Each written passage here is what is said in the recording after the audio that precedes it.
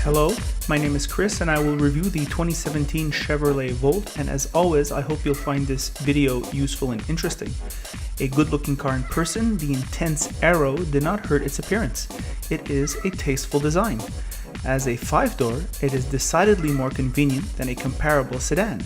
The second gen Volt is a top safety pick by the IIHS and has 10 airbags that will create a balloon-like environment in case of bad luck or carelessness. Nice! The hatchback offers storage and a wide opening. The trunk is well finished. The seats fold down flat. Problematic are the small back seats. It certainly is not roomy back here. In the front, it does better. There is more room here, and the steering wheel, leather seats, reasonably good assembly, and Bose sound system makes this feel premium, though certainly not the 45,000 plus Canadian dollars that this vehicle stickers for. More on the price later. Although there are many hard plastics, they feel of decent quality and do not distract. The two-color interior is somewhat stylish. The drive experience is the surprise, as the Volt engine feels very torquey, giving the impression of a bigger engine, and that power makes Volt feel more premium in its driving experience. Also, control weights, especially braking and acceleration, are silky smooth, the best I have ever felt from this type of vehicle. Suspension is tuned to perfection. It can accomplish city driving without being a boat. A GM specialty, wonderful. Just a pleasing driving dynamic overall, impressive. On the road, it felt just right, substantial, it just works. GM's efforts have not gone to waste. They are developing a specialization. The complex propulsion system does 0 to 60 in less than 8 seconds. The battery does up to 85 kilometers and takes 13 hours to charge, 4.5 hours with an expensive to install 240 volt charging system. The gasoline engine now takes regular gas, thankfully. It all works great together. The gas engine does 5.5 liters per 100 kilometers and effectively eliminates range anxiety. After having slept on it and thought about it, I enjoyed this car and understand its unconditional fans. Here are my thoughts during my first drive. Hello car lovers, driving the 2017 Chevrolet Volt, car Ross brought me. Few things off the bat. I cannot get over how good the driving experience is. I wasn't expecting such a good driving experience. The accelerator, when you press on the gas and you accelerate, you get the impression that there's a much bigger engine under the hood, and that leads to a feeling of luxury. Whether we like it or not, when you're in a car with a big engine, it feels luxurious. It's more sure, it's more powerful. It just gives you an impression of quality.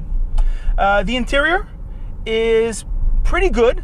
This car retails in Quebec for $45,000 Canadian, as is, probably a little bit more with a few options, 46, 47.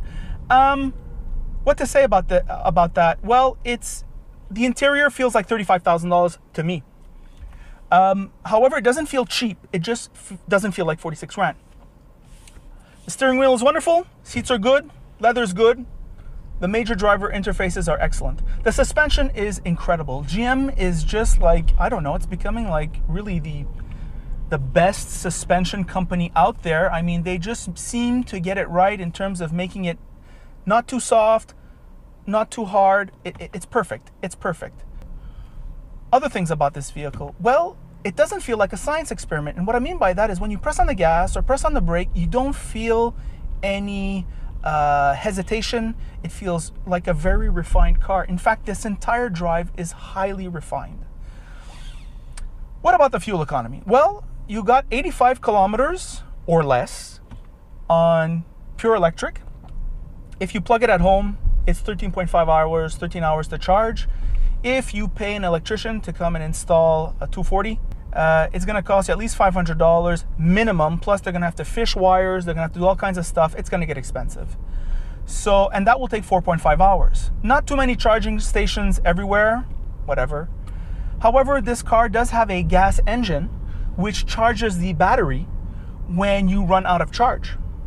And I read on Google that apparently at certain speeds, there is a planetary gear system which links the engine to the drivetrain.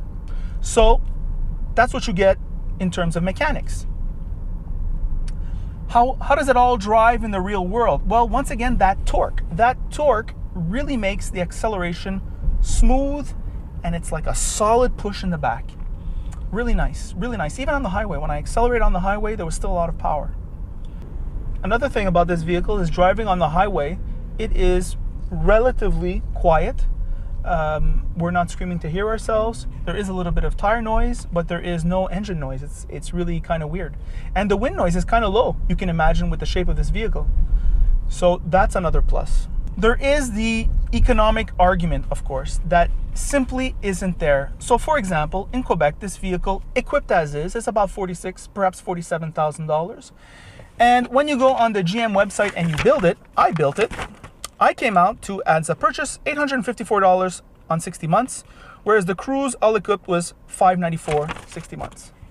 So there's $260 there for 5 years that you have to go get. And you cannot get it. All right? So you can save maybe what, 20, 30, if you have a really perfect way to work where you have about 40, 50 kilometers to do. Yeah, you could save perhaps $40 a week on gas. You're never going to save $260 a month. It's impossible. All right? And plus you have to pay the electricity, which you wouldn't with a normal gas car. So as with most cars, this is not a logical choice. Remember, if we were all logical, we'd be driving around in Corollas. Having that said, I've spoken to many Volt owners. I know quite a few. And they're either baby boomers or they're Generation X like myself and Ross. And the comments, like the first comment that comes out is, well, I don't want to encourage oil companies. Or I don't want to encourage OPEC. They're a bunch of corrupt regimes and, you know, they support undemocratic governments. Or, you know, the oil business is not serious. Or it's things like that, you know. It varies from person to person. The environment is actually the third or the fourth. Or they're going to say, well, I'm voting with my money. You know, by buying a Volt, I'm encouraging the industry to invest in this technology and develop these technologies even more. That's something. You know, you don't expect that. You know, we have this impression that if you're really going to spend a lot of money on the environment, you're, I don't know, a bit of a environmentalist who does composting, and, you know, it's just like one step away from shitting in the garden to recuperate the minerals. And that's not what it is. You know, they're normal people, and they're buying it for what they see are very rational reasons, very important reasons. And why not? You know, they're driving cars. What the hell? So interesting lot, the buyers of these vehicles. And it might make sense to you too.